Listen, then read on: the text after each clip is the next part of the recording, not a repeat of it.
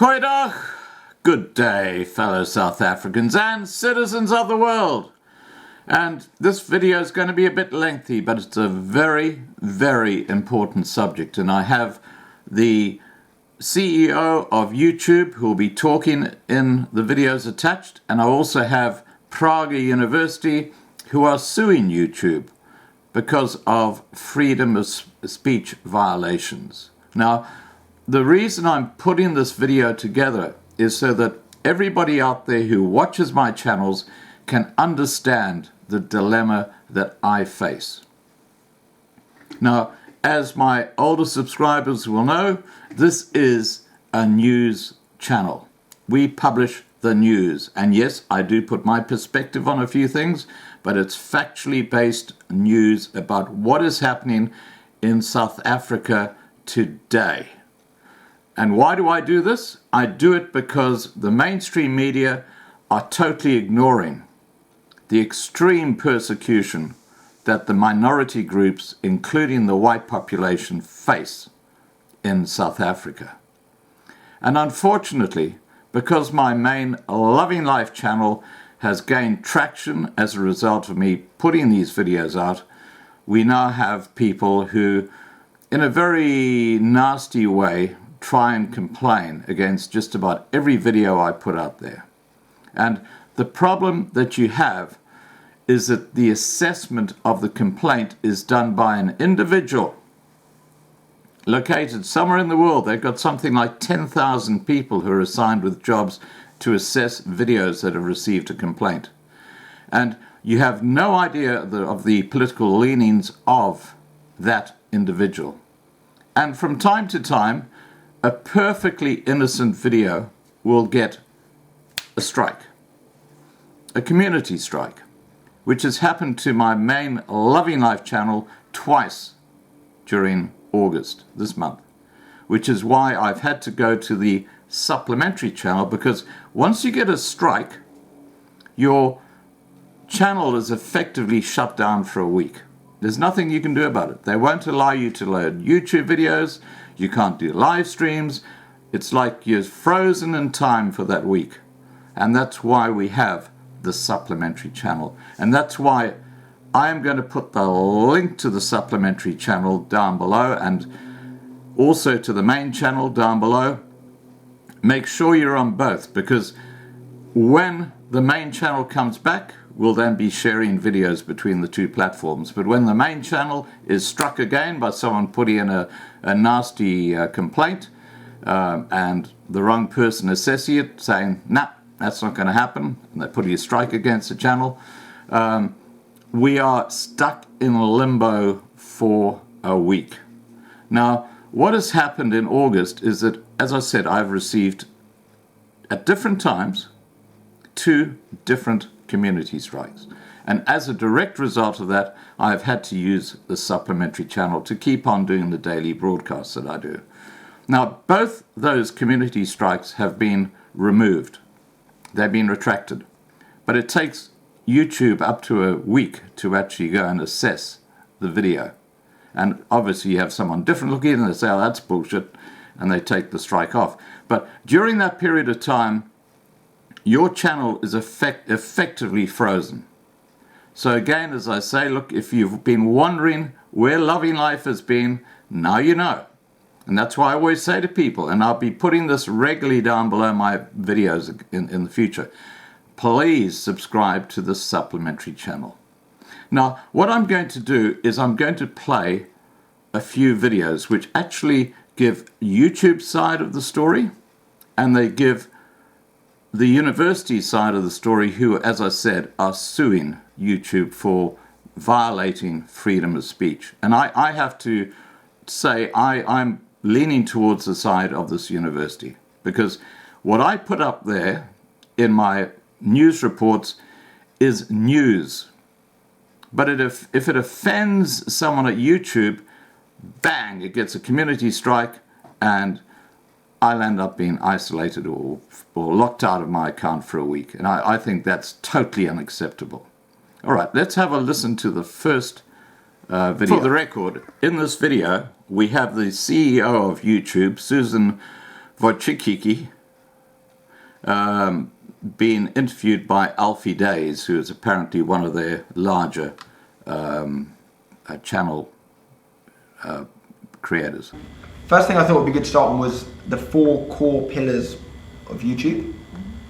Freedom of opportunity, freedom of speech, freedom of information, freedom to belong. Can you explain those to people? Because I don't think many people will know about that. And Sure. I've only learned that from being at YouTube Creator Summits. Okay, great. We spent time thinking about what was YouTube's mission.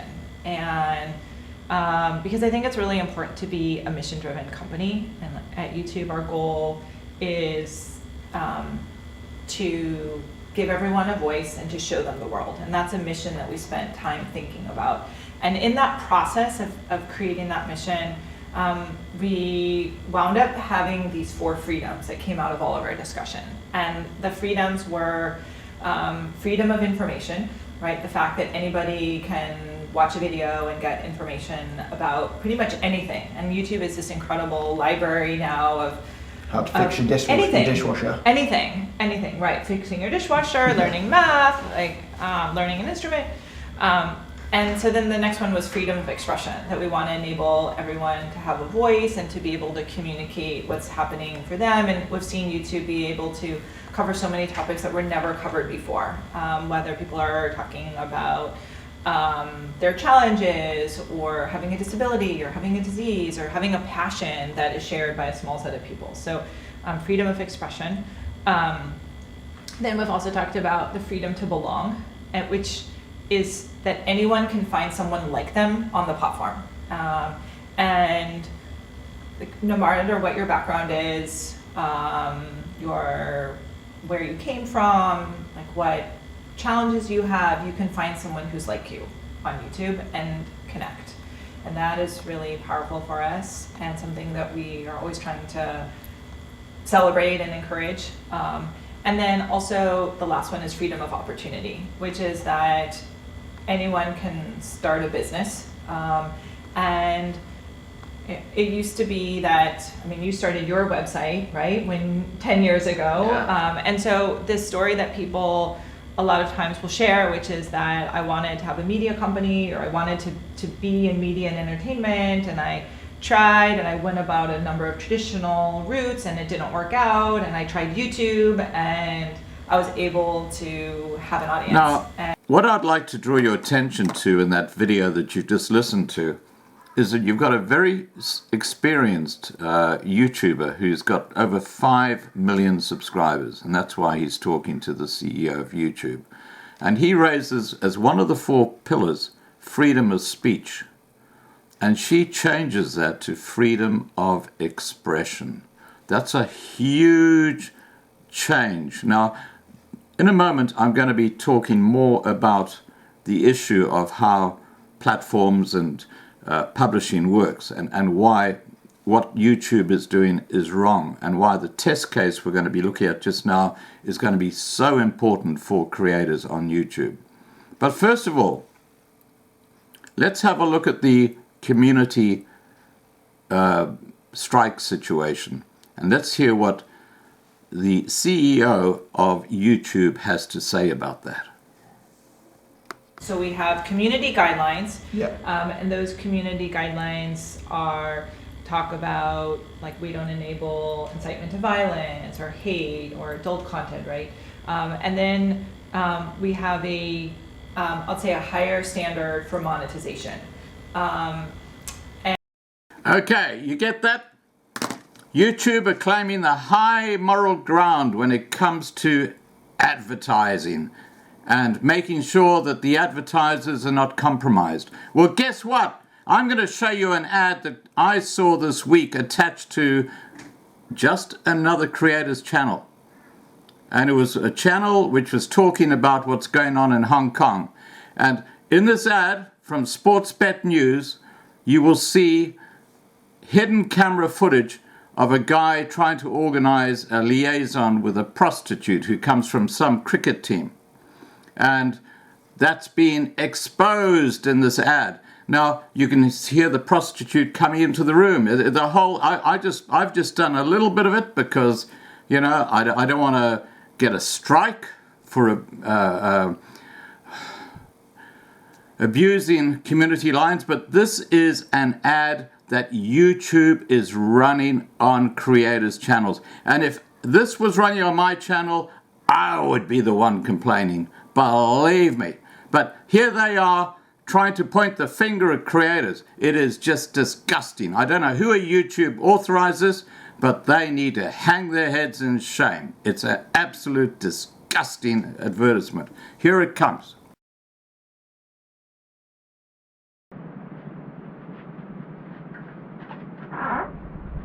Get in, quick, get in. The Grubs have been ordered to return home immediately. And while some team members had nothing to say, I can't hear you.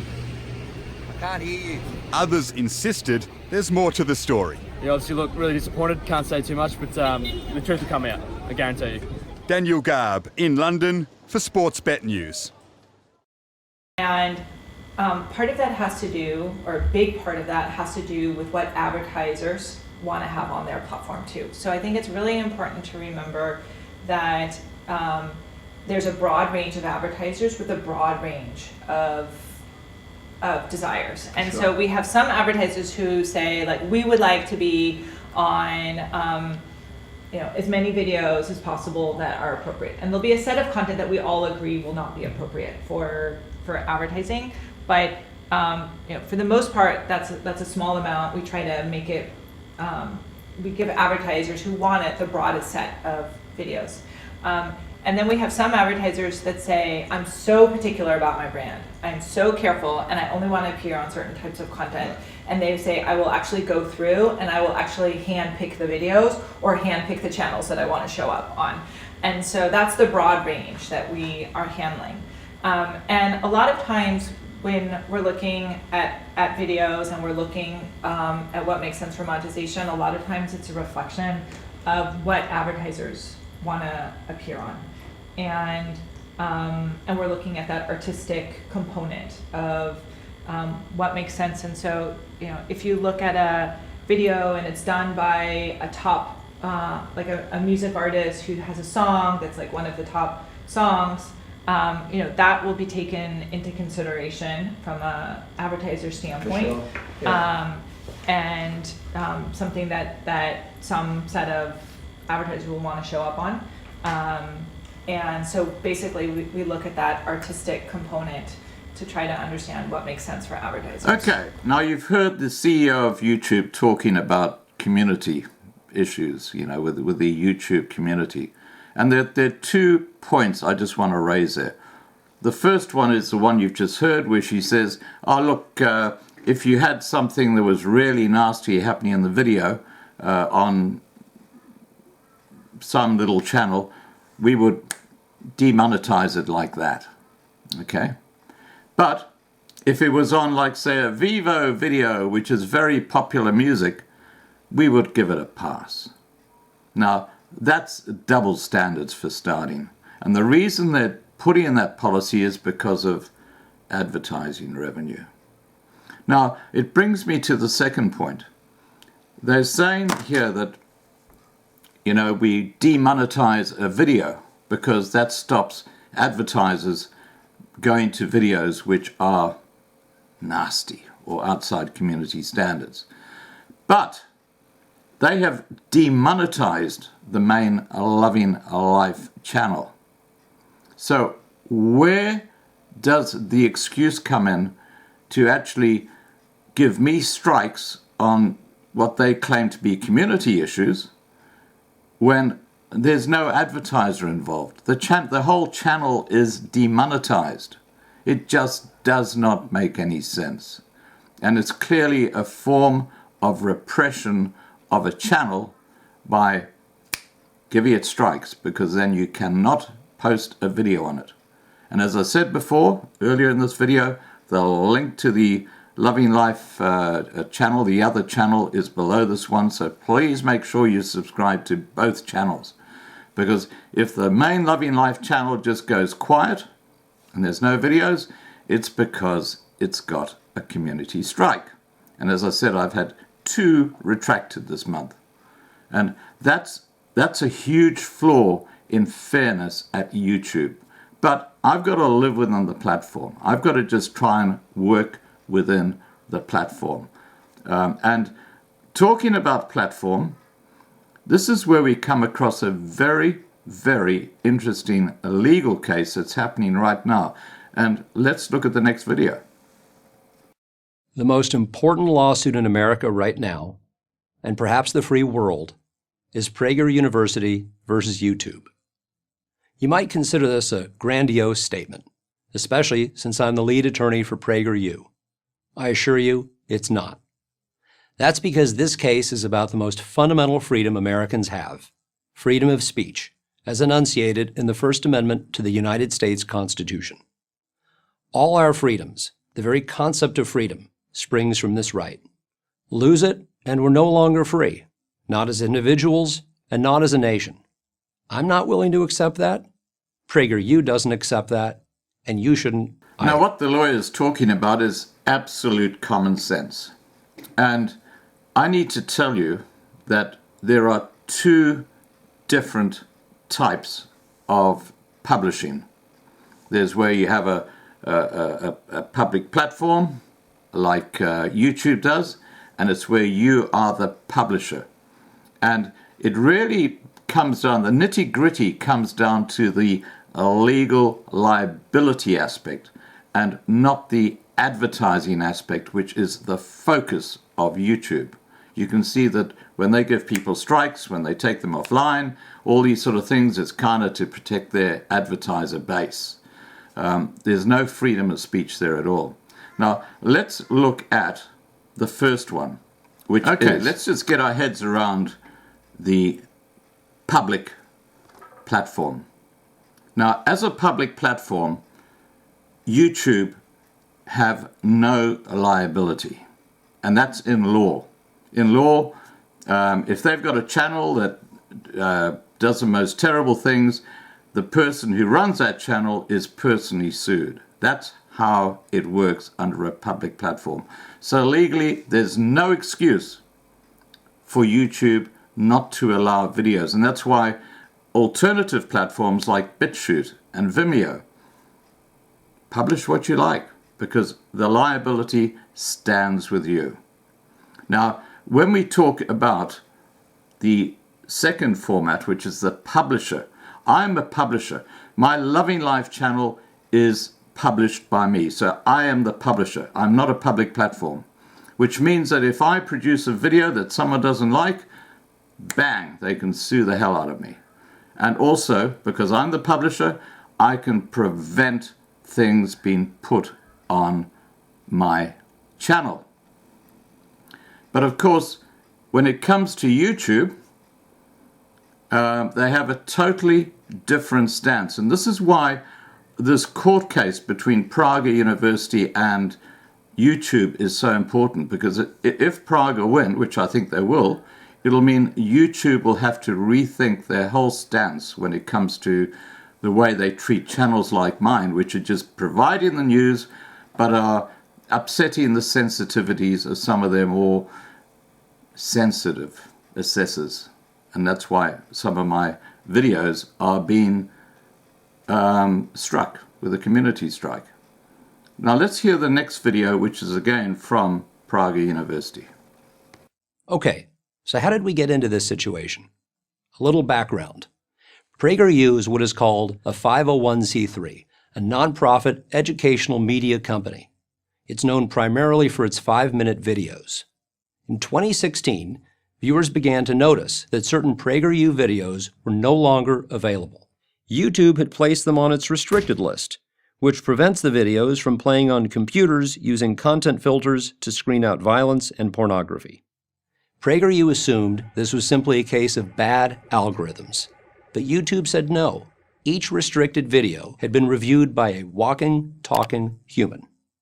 The list included such diverse titles as Are the Police Racist? By Heather McDonald, Israel's Legal Founding by Alan Dershowitz, and even a video on the 10 Commandments by Dennis Prager. YouTube deemed each one unsuitable for young people, treating these videos the same as they would, say, for ones containing pornography or excessive violence. Keep in mind This is PragerU we're talking about, as Main Street as you can get. And that ultimately turns out to be the issue. PragerU's center-right content, many of their videos, by the way, have no political theme at all, offends YouTube sensibilities. In other words, the videos aren't being restricted to protect young people from inappropriate content. They're being restricted to protect young people from ideas YouTube disagrees with. Okay, now you heard what the guy from PragerU had to say, and I call it Prager University because I love the guys, but it is actually called PragerU. Now, let me tell you something, guys, that the final comment he makes there is absolutely a slam dunk, and that is that they are trying to stop people putting out information that does not fit well with them. And the advertising gimmick that they keep on bringing up, because my main channel is demonetized, is a complete hoax. I mean, no advertiser is going to be offended by anything I put up on the main Loving Life channel, because no adverts go up on my main Loving Life channel. So to raise that as the issue, and then to give me community strikes, which are then retracted a week later, but effectively shut down my channel for a week, just reflects what is actually going on at YouTube. All right, guys, now please, I'm going to say this once more, and I will put links down below to both the videos that I've actually carried in here. So you can actually go and see the original videos from PragerU and from YouTube itself, so that you get both sides of the picture. You be the judge. But all I'm asking you to do is make sure, please, that you subscribe to both my Loving Life channels. That's Loving Life and Loving Life 2019 this year. And if you forget to do it now, all you have to remember is when you're on YouTube, do a search for Loving Life 2019. Bang, it'll come up at the top. All you have to do is to subscribe to that channel, ring the bell, and you'll be home and hose. All right, guys, please remember to subscribe, ring the bell for updates. Please click the like button and have a safe day.